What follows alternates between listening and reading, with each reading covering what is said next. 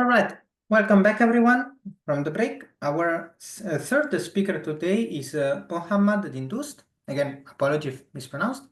And he will be talking about HiPerMotif, novel parallel subgraph isomorphism in large-scale property graphs. Mohammad, please, the floor is yours. And please, everyone, welcome the speaker with a virtual round of applause. Hello everyone, I am Mohammad Dindoost from NGIT. Today I will show you HiPerMotif, a new way to do subgraph isomorphism. Subgraph isomorphism, as you can see, is finding a small pattern or motif inside a massive property graph, and of course at a scale that in some cases used to be impossible.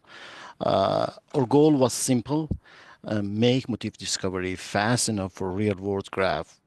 By real-world graph, I'm talking about connectome, social networks, cybersecurity, or the other things that we are facing larger scale data set. By using Chapel and Arachne for parallelism without the usual complexity of overhead that we have on most of C++ implementation.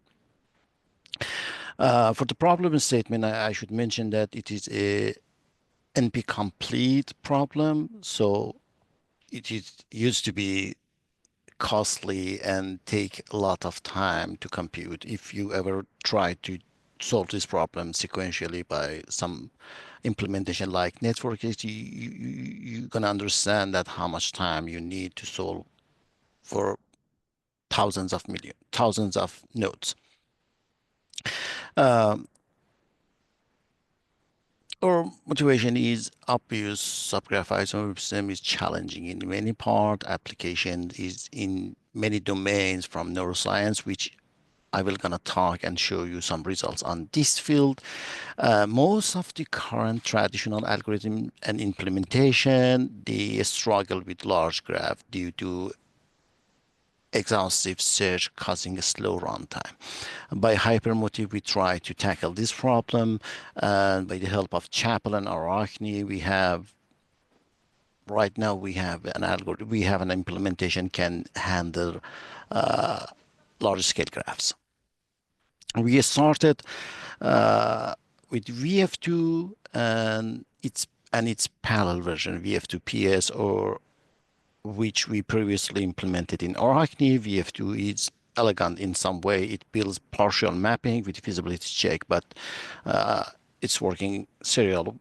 We have a lot of implementation algorithm for this problem, from the satisfaction constraint programming to some heuristic ways to prune the search tree.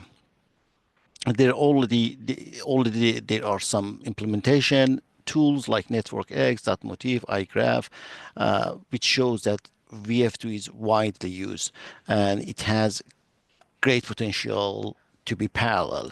Our first implementation was VF2 PS, and right now we are talking HiPerMotif, which makes it more scalable. Let's look at the framework that we have. This framework is based on Arcuda and Chapel. Users are in Python side. They can load their data sets, graph in whatever formats they have. Then the under hood, Chapel is running, and our servers are based on the Chapel. It's open source and you can try it. HiPerMotif is different than the other algorithm. Most of the VF2 algorithm, almost all of the VF2 algorithm are node-centric. This time we changed it to the edge-centric, and we did some tricks to do that. We did pattern graph reordering, and by pattern graph reordering, we had a huge number of the tasks at the beginning, so we can use much better Chapel properties in this way, and we implemented on Arachne. How HiPerMotifs works, it's start with subgraph reordering. We find a heuristic way to reorder the subgraph, and it's not so expensive because the most of the time almost all the time in this field that we are working. The subgraph are small. Then we go to the validation. We try to validate the first valuable edge that we call it MVE, which shows that the path that we can go through the subgraph isomorphism. Then instead of working on the node by node, we injected the finding edge to the search tree. So in this way, we can jump through the time. And then we will go through the usual VF2PS that we already implemented and continue this search. For the performance wise, we did some evaluation on synthetic and real world graph. It shows that the HiPerMotif is 66 times speed up against the competitors, which are based on C++, and we show that the structural reordering help us only just the structural reordering that I talked about. The subgraph is going to give us some about 5x time speed up. Due to the time, I'm just showing you some neuroscience field data set. This is the hemibrain, and we did the same test on Flywire. As you can see that our competitors is much slower than us. We reached to 66 time speed up. One of the things that we never, none of the computers can solve was H01 dataset. This dataset has 50K vertices and 150 millions of the edge. And of course, it's a cubic millimeter of human vertices. All the computers couldn't handle this, but HiPerMotif, we ran HiPerMotif on finding this, and these are the results. And you can see we load and solve some of the main motif that they couldn't find it. For the speed up, by the help of the Chapel task management, we have a nice, when we increase the number of the threads, we almost follow the pattern of the ideal speed up and nicely speed up. It shows that when we have more when we have more nodes and edge in the graph, we have the better parallel speed up.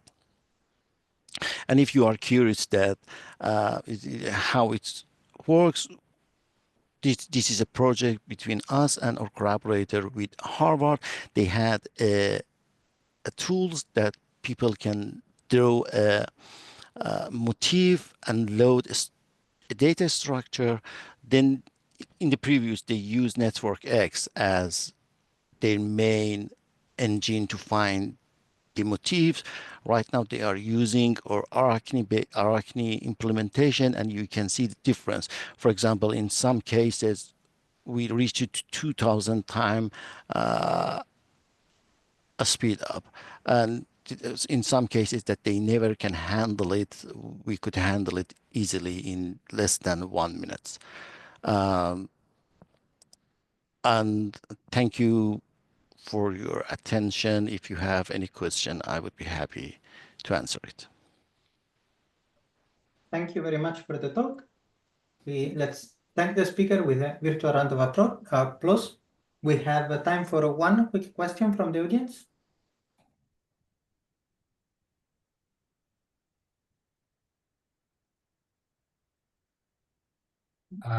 I've got a question.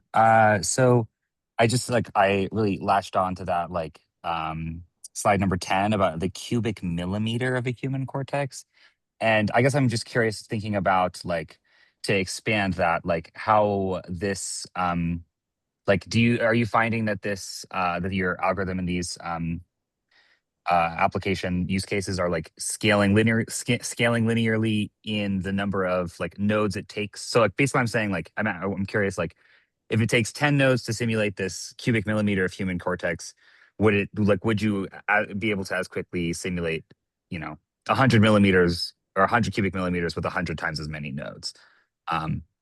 Yeah, or analyze it, I guess. If I correctly understand what you mean, this is the only data set that we have in this case. I mean, we don't have more nodes and edges to compare that how we can scale it.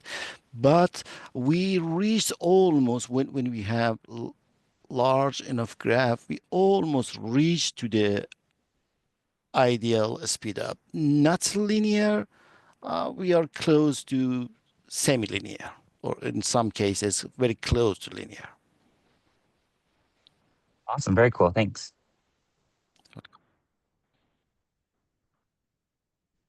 Let's thank the speaker one more time.